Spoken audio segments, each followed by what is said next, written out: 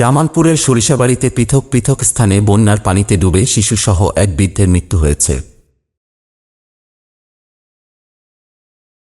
সোমবার ৮ জুলাই দুপুরে সাতপোয়া ইউনিয়নের আদ্রা এলাকায় ও বিকালে পৌরসভার কামরাবাদ এলাকায় এ ঘটনা ঘটেছে।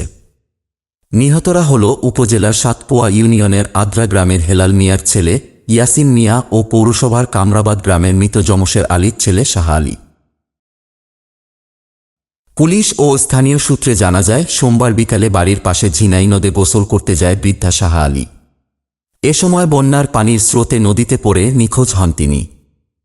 এর কয়েক ঘণ্টা পর তার লাশ নদীতে ভেসে উঠতে দেখে পরিবারকে খবর দেয় স্থানীয়রা। পরিবারের লোকজন লাশ উদ্ধার করে পুলিশ খবর দেয়।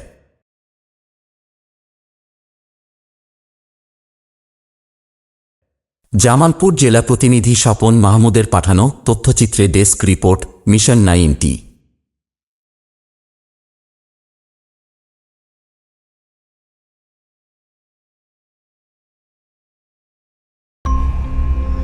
মিশন 90 সংবাদের পিছনে নয়, ভিতরে ছুটি।